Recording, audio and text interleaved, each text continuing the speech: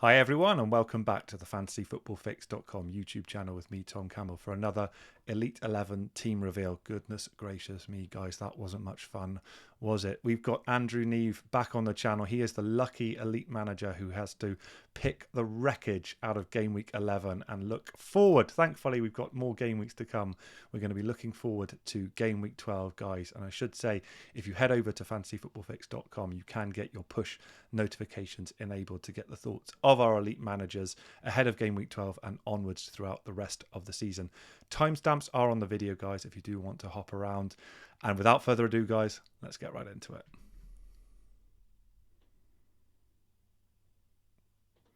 Andrew, welcome back to the channel. Welcome back to this therapy session, and apologies that it's your turn to step up this evening and talk to us about FPL. It's probably the last thing that you want to do, but welcome back, man. And how's your season been going? And let's not talk about game week 11 so far, but collectively, how's the season been going for you so far? Oh, mate, yeah, you can only laugh, Tom. Putting a brave face on while everything around me burns. Feel like I should have kind of put up a background of the flames. Yeah, it's Game Week 11 is absolute torture. I mean, we'll have a look at it, but I think I've got an average of less than 2 points per player. Oh, I mean, all you goodness got to me. do is start and get 60 minutes, but that seems to be hard enough in my team right now. So, don't know. It might be time to sack the manager. No, definitely not. There's a long way to go, and we're gonna talk, console one another, and console our viewers through this game week and look ahead. There's always another game week, right? At this stage of the season, at least, anyway, for us to look ahead. So we can see you've been sort of plateauing a little bit, Andrew. Do you want to just talk to us about the seat? Let's say we'll come to game week 11 in a minute. I promise we won't spend long on game week 11, and we will be looking ahead to game week 12. And also, guys, I should say we've got a really interesting observation that Andrew's made in relation to Mitoma, actually. So stick around for that because it's really interesting. But the season as a collective, Andrew, what's been going right? What's been going wrong? Talk to me about the type of decisions and making processes that you've been undertaking, and how have things been going for you so far? It's been quite a tough one because I think, and it's probably been to my detriment. I've flip flopped a little bit in terms of strategies. I've always been one of those guys who's decided not to chase points and just trust the process and get in those players that make the most sense. But it's easier said than done when you're sort of not at that kind of rank that you'd like to be, and you keep thinking you need to attack that game week. You need to go, well, this guy's got a fantastic fixture on. I need to go get him in, instead of just going, well, be a little bit patient. And I had a look just before jumping on here at what my transfers have been like since wildcard in game week 5. There's been quite a few players that I sold, then brought back in, and then sold again. Players like Madison, Foden, they were in my team for 2-3 game weeks and then back out again because there was that flavor of the month sort of pick or flavor of the week pick that you felt like you had to get in because you're scared he takes off. Saka last week's probably a good example. Mm-hmm. Look, he had a fantastic fixture, but obviously got rid of guys that would have done well anyway. Foden being a good example, sold him and he's scored twice on the trots against United and this weekend too, although he did do from the bench this weekend. So I think there's some learnings from that. I think perhaps a bit more patience and playing the way that I usually do. Just a bit easier said than done, obviously, when you're kind of languishing and not doing quite as well as you would have liked to. I don't like to go on too much about luck. I think there's many debates in fantasy football about how much of this game is based on skill and how much is luck, and luck, it does play a major factor, and bad luck does at the same time. And unfortunately, this season has just been more bad than good.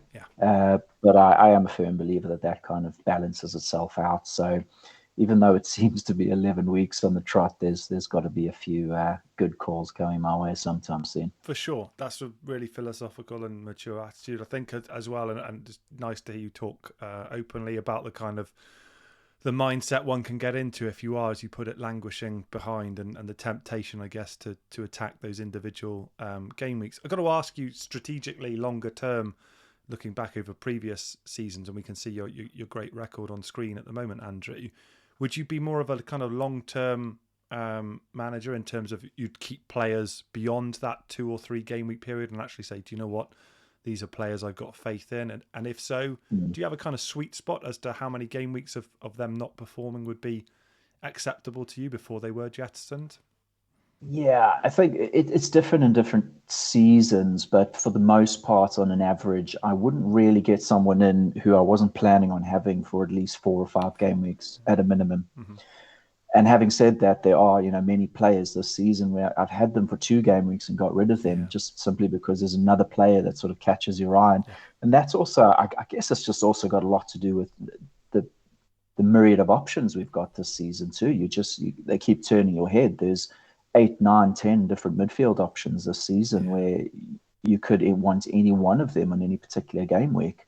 One of them can fly one game week and you want them in the next, but you've only just brought in another. So it's just part and parcel of what makes this season so interesting and a big learning curve. And I guess it's encouraging, right? If there are that many options, it does at least give us a chance to catch up, right? In terms of it's not just having to, coalesce to a template pool which is much smaller like in previous seasons, which makes it really difficult to make ground on the teams ahead of you who will have that team largely already. You just got to catch the breaks, right? You've got to be on the right side of the luck, I guess, in the coming game weeks, right? Yeah, 100%. So, I mean, that's the flip side to it, isn't it? This game week's probably a good example of that. I was on a chat earlier and someone mentioned before that Liverpool game that I think there were only 3 players that scored more than 6 points this game week that are owned by more than 10% of managers. Lovely stuff. Don't quote me on that, but that's pretty insane. I think it was Bruno Fernandes, Bowen, and Trippier. Yeah, okay. I could be wrong there. I'm literally, just taking this word for word, but it was sent over to me. But I didn't own any one of those 3 players, and there's obviously so many teams out there that do own 2 or 3 of them. Bruno probably being the exception, which just means that there's going to be so many other weeks where you would hope that you have the opportunity that those players you do own instead of a Bowen, like whoever it may be, a Saka, for example, will be the one that finally comes through. So you can drop very quickly, but there's that other flip side where you can jump up just as quickly. Yeah. And look, it could have been worse, right? You could have triple captained like some host may have done to Erling Haaland in game week 11, but we won't mention that. We'll move on. Ouch. Let's decide instead, or let's quickly move on, Andrew, and say I promised you before the recording we wouldn't spend long looking in the rear view mirror at game week 11, but we're gonna have to take a quick look at how you set up for this horrendous game week. So apologies in advance, but let's take a look, guys, at how game week 11 so far has played out for Andrew.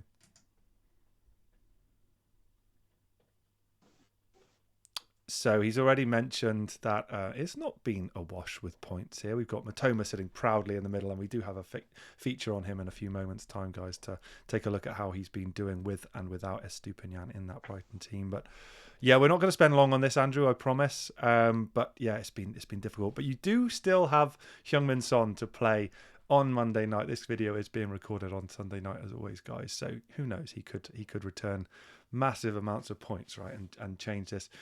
The transfer, Andrew, I've got to ask you, Simicast came in ahead of game week 11. Straightforward pick. Was there anyone else that was in the mix for you, or is this just a no-brainer for you? Obviously, it's not worked out with him being benched, but was there anyone else in your thoughts ahead of game week 11?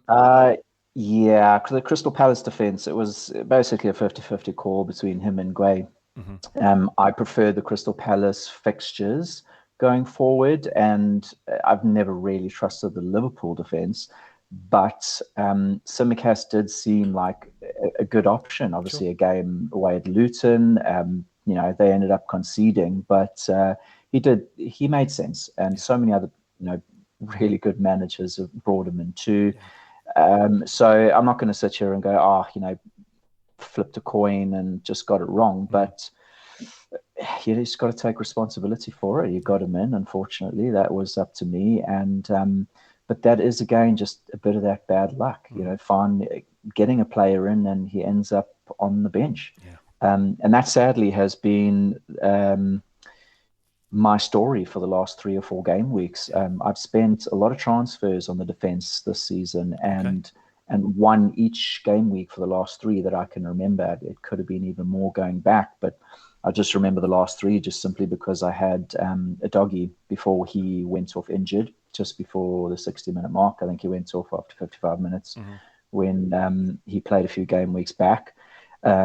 I then, because of the other injuries I had on my bench, I needed to bring another defender in last game week. Just with the fear of not being able to get 3 defenders out, I made the decision to bring Gabriel in last week. Didn't start last week. And then again, this game week, I quite liked my team, to be perfectly honest. I was quite happy with those guys. I mean, the fixtures were fantastic with the 2 attackers up front for City. And I still had a doggy in the side, and it just, his fixtures coming up, not that great. Although I did quite like the fixture against Chelsea at home tomorrow. I can see them getting a clean sheet there. And had he been fit, I would have just hung on to him, to be honest. But obviously couldn't be sure that he was. And Tsimikas had a great fixture, so made that decision. So, and then again, found he was on the bench. So, gosh, you really have been on the wrong side of it, haven't you? They're just not happening at the moment. I really sympathise, man. I mean, like, no one likes a bad luck story, do they? But I mean, from that's a brutal run you've been on in relation to those defensive transfers and the injuries that probably forced your hand in many cases. Andrew, I'm just going to move on from this slide and start talking about game week 12, because I don't think any of our viewers are going to be particularly fussed about talking about game week 11. They're going to be wanting to look forward. So I'm not going to talk to you about the thought processes that went into selecting what looked like a good team ahead of game week 11. Let's instead move quickly on and look at how you're shaping up for game week 12, because we can see a few flags here. So I do want to get your thoughts around prospective transfers, hits, etc. So let's move quickly on, guys, and look forward to game week 12.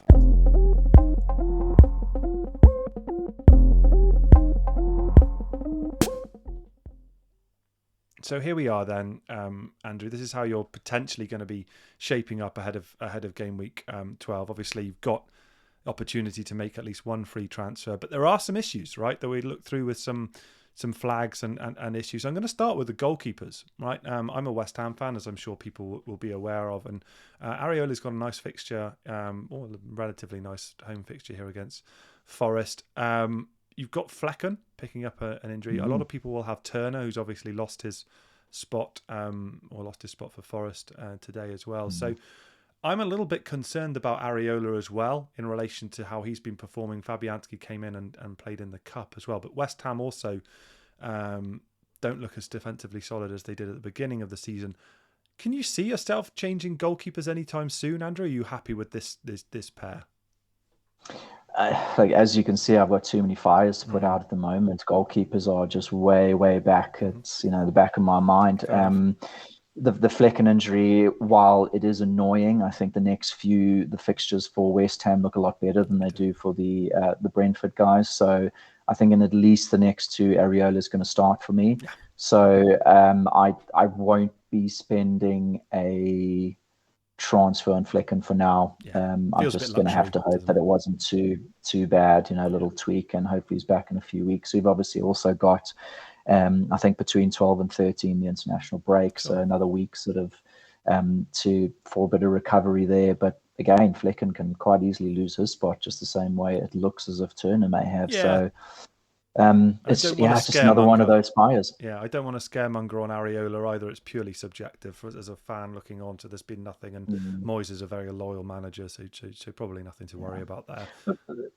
The fixtures are good enough for them, so you would expect a few clean sheets out of that. So I'm quite happy to have Areola there and just sit him there for the next few at least. Okay, cool. Defensively, so Villa have been so good at home, haven't they? Against Matty Cash, nice fixture here with the Fulham fixture. Gabriel similarly against Burnley, who are really continuing to struggle. Certainly a lot more than I was expecting them to at the beginning of this season. So I'm presuming that's all.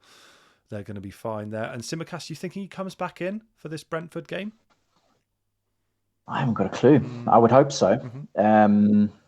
Yeah, but again, it's just that I find myself in exactly the same position this week as I did for next game week as I did this game week.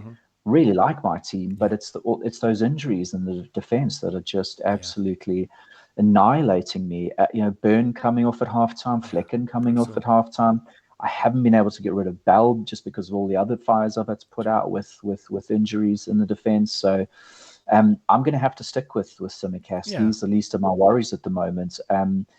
And unfortunately, I've got two players in there that you can't be 100% sure are going to start, Simicast and Gabriel. So it's just how I see myself sitting at the moment. The burn injury, I don't know enough about the burn injury, to be perfectly honest. I'm not sure there's been a whole lot of news as to the extent of the injury or how long he might be out for. So again, with that international break coming up, it might just be a case of sticking it out this week and having that extra week of hopeful recovery. And it's 3 weeks later, hopefully he's all good to go again. Because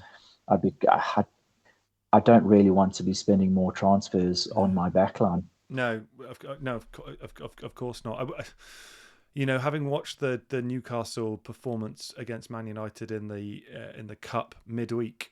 Just previously, and how well Livramento played. When he came on, he played on the right hand side, and whether or not that's something that could happen longer term, I don't know. Burn's been great for Newcastle, hasn't he, over a long period of time, and I'm sure we'll want to keep that place. So we'll see how his injury plays out. We haven't had any reports on that just yet. So looking at that midfield though, Andrew, there's nothing wrong with it, right? You've got to be super happy with that midfield, right? Ahead of game week 12. No, very happy with that. I mean, I could say the same for this week, though. That's what messes with the mind. Sure. And it's that kind of mentality again that I spoke of earlier in going, okay, well, you panic because it hasn't worked, and you feel like you need to make changes because it hasn't worked. But you look at that midfield, and like you say, there's absolutely nothing wrong with it. And funnily enough, and you mentioned it earlier, we're going to chat about Mitoma after this, but he's the only player that's returned from me this week, albeit only an assist. But he's the one that I'm kind of scratching my head about more than the others. Diaby is likely to make way probably after this particular game week because things turn a little bit sour in terms of the fixtures for Aston Villa. But the problem is you've got a game week like this, you've got a midfield that has fantastic fixtures, they all look prime for points there. But in the back of mind, you're going, hey, hold on. Bowen returned this week. Mbuemo's look fantastic. He's still got great fixtures. So it's very, very easy to look at those and go, they've done nothing for me this week. Should I be hopping on to someone else? Yeah. So I think, the head says I should be sticking with what I've got. I'm obviously just going to have to listen out for what's going on with Haaland at the moment. Yeah, well, I mean, we did get initial feedback from Guardiola, didn't we, in terms of his the potential severity of that injury, and he downplayed things, didn't he, in terms of him potentially even being available for midweek. So we'll see, and I'm sure people who are watching will stay close to that news and see how things play out during midweek, assuming he's fit and available for the Chelsea away match in game week 12. And what are you feeling about Alvarez? I had Craig on the show last week. We looked at some multitude of forward options. He was very mindful that Alvarez was a sell ahead of game week 12 before Alvarez blanked in this Bournemouth game. Do you share his sentiments there? What do you think about Alvarez's prospects for FPL managers ahead of game week 12? I do, and I haven't until these last the week or two. I was quite bullish on Alvarez just simply because he was playing alongside. He's playing for the best team, club team in the world at the moment, and he's on most set pieces. We got word this week that it doesn't look like De Bruyne is going to be back this year at all. It's going to be in the new year that he may return. So I've been quite stubborn on Alvarez, and that's hurt me, I guess. You've obviously had guys like Watkins and Ketia, etc., bringing in more points than him. So I think Alvarez is someone that I am willing to move on, and I've got to ask myself now is how how much risk do I want to take now? Do I just look at downgrading somewhere in the midfield or at the back so that I have enough to bring in the likes of Watkins and just keep him there?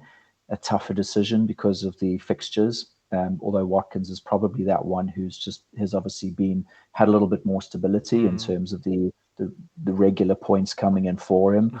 Or do I take a bit of a chance and go against what I usually do and attack a few fixtures only, and it could only be 2 or 3 with the likes of Nketiah. Gabriel Jesus, I think we saw during the week, he's only likely to be back beginning of December. Yeah, a while away. Yeah.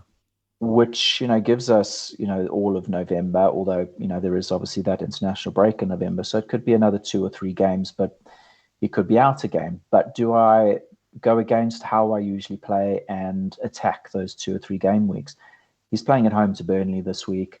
They're obviously going to be hurting after that game against Newcastle and the manner in which they lost that game. They can't obviously afford a slip up against Burnley at home. No.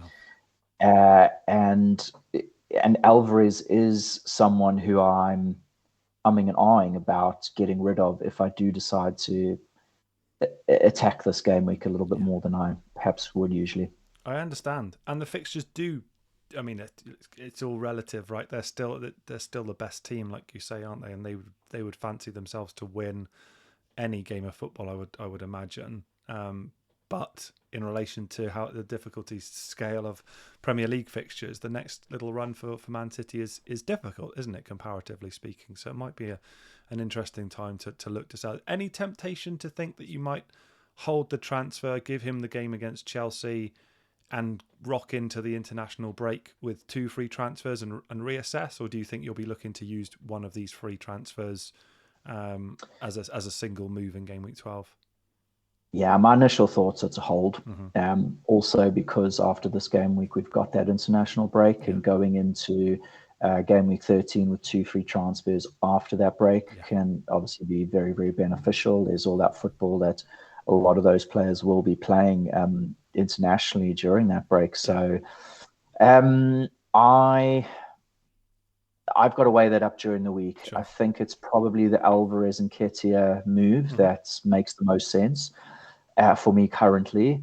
But again, I've got to listen for word on Burn. Yeah. Because if Tsimikas or Gabriel all of a sudden don't start again, then I could be in trouble once again. And exactly. Which I've unfortunately had to start with for the last 2-3 games weeks, which is, before the game's even started, you're behind.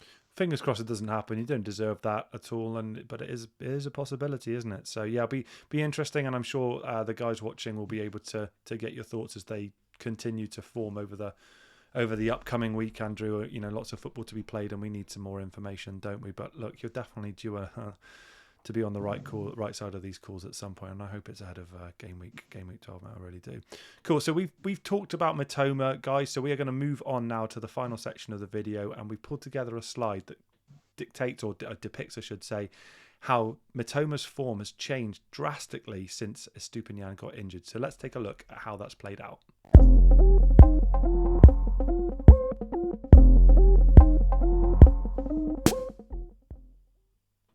Okay, so you can see here on the slide that we've pulled together here, on the left-hand side for Mitoma, he started the season amazingly, didn't he, Andrew? It was great to see, great to have if you had him in your FPL teams. Game weeks 1 through 7, look at all those green numbers there in terms of goals, XG, assists, expected assists, FPL points, etc. And then I think it was yourself, Andrew, who's noticed and done some statistical analysis over on fantasyfootballfix.com just how much that's differed since Estupinan picked up that pretty long-term injury. We know he's on his way back. He's still not been available so far for Brighton, and they also have dropped off since then. But look at that change. I mean, it's a hell of a spot, Andrew. How do you feel then, and what's your advice in terms of people who've got Mitoma in their sides and looking at this ahead of the fixture run that we've depicted at the bottom of the slide there as well? Yeah, I think it was just something that I had a look at when doing a bit of research into the numbers. I'm not a stats guy at all. I've always been it's always been the eye test for me. But given how difficult this season has been up to this point, I figured, let's take a slightly different approach. I'm getting a little bit more involved in the FPL community and all of that talk of XGI and XA, etc. Lots of acronyms. I'd like to learn a little bit more. Exactly. Exactly. So I did a little bit of research during the week, and it was I was a bit worried about. I've only just got Mitoma back in the last 2 game weeks, but immediately after getting him in, I'm not going to say I regretted it, but I figured, was that the right choice when I had the choice of bringing Bowen in at the same time? I have the funds in the bank to do that. So I did a little bit of digging, and it isn't just Mitoma. I think it's Brighton as a whole, Sure. and you've got to take this with a pinch of salt. Brighton's fixtures when they started the season were a lot more favourable, although in 4 and 5 they did have Newcastle and United. But they won 5 of those first 6 games. They haven't won since. In those next 5. You've obviously got to bear in mind that, game week 8 and 9, they played Liverpool and City. They've also played Aston Villa. And it was during that Aston Villa game in game week 7 that Estupinan got his injury. I think he went off at half-time or so. It was just a sort of 45 minutes or so he played in that one. So there's not quite a 50-50 split in terms of the time that he's played with and without Estupinan, but there's definitely been a trend since that injury for not just Mitoma himself as an individual, but for Brighton as a team. Mitoma, 3 goals and 3 assists in those first 6 game weeks. Just the 1 assist since. I think having a look at some other stats, I don't think we've got them up on the screen, but bring them up. I was having a look at some of the stats on Fantasy Football Fix, and they've got a fantastic feature there where you can kind of ask for the stats when someone else is on the pitch and when someone else isn't. So jumped on there and had a look at what it looked like with Mitoma playing alongside Estupinan, obviously on that left-hand side, and then without him. And I think the expected goals was very, very similar. But it was that assist potential that really, really took a dive. The attempted assists while playing with Estupinan was 14, just 3 since. It's massive, isn't it? It's such a good spot, Andrew. Yeah. 3 big chances created when Estupinan was on the pitch with him, absolutely 0 without him there.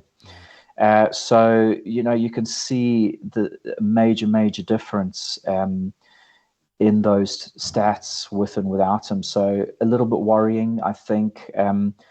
I am not panicking too much. It's not going to be an immediate sell for me, just simply because he does play. Is it Sheffield at home? It's Sheffield United at home in game week 12. So it's a hard sell. So, it's a hard sell. Yeah, right? If you're going to get rid of someone, you're not going to do it when they're playing at home to Sheffield United, are you? So, so it's not an immediate sell for me. His fixtures are still great. It's just something worth keeping an eye on, and also obviously worth keeping an eye on the fitness of Estupinan, because it was just last week that it was reported that he was very, very close. I think he might have even been training, but he wasn't training with the team. The news this week's been quite vague, so I have no idea when he's due back, but it's obviously not going to be this coming game week. But again, we've got that international break the following week, so we could find. Yeah, you do wonder whether or not they might be being a little bit clandestine about things to try and protect him from going on international duty, right? You wouldn't want to necessarily play him 15 minutes in game week 12, would you? And then suddenly he jettisons off, and then anything could happen, right? So I do wonder if there's something around that. So it could actually be encouraging for Mitoma owners, right? Andrew, that if he does, if his recovery is on track and he's back soon, maybe in game week 12, maybe in game week 13 after the international break, then we would hope to see an upturn or a return to that form that he showed at the beginning of the season, right? Yeah, no, exactly. I think those stats just, they speak for themselves in the sense of you're happier having Mitoma if you've got Estupinan in the team with him. Andrew's a great spot, really is, Yeah. Yeah, look, hopefully it's that Sheffield United game doesn't matter too much and he can come with some points for us this week before Estupinan does come back. We need it, don't we? And you're right. I think I heard on Match of the Day that, and seems to be backed up with what your analysis as well. It's no win in 5 in the league for them. That sounds consistent with what you're saying as well for Brighton as a collective. So they have been struggling. I wouldn't expect it's all down to Estupinan injury, but he did play a key role, didn't he, down that left hand side with energy levels right till the sort of 95th, 96th minute, didn't he? So we'll wait to see him come back. So it's a great spot. I really enjoyed that. Andrew, look, we've talked for half an hour here, which is significantly longer than I was expecting either of us to want to talk about FPL, given what's happened in Game Week 11. Is there anything else you wanted to get across to the viewers ahead of Game Week 12?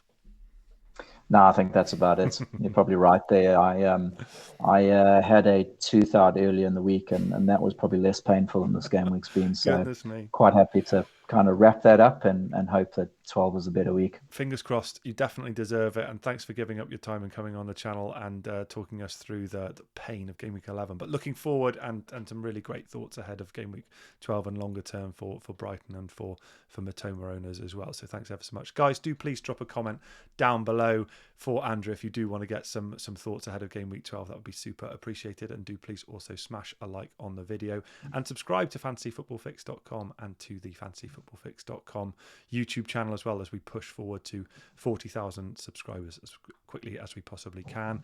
I should say again, we've got the push notifications on at fantasyfootballfix.com if you do want to get the elite managers' thoughts over to your smartphone devices as and when they update their blog entries, which is a really cool feature, and lots of stats to get involved with, as Andrew mentioned as well. Guys, we will be back after Game Week 12. We'll probably have a week off ahead of the game week or ahead of the international break. So we'll come at you at the end of the international break with another Elite 11 team reveal ahead of Game Week 13. But best of luck in Game Week 12. Have a great week, and I'll see you soon. Bye-bye.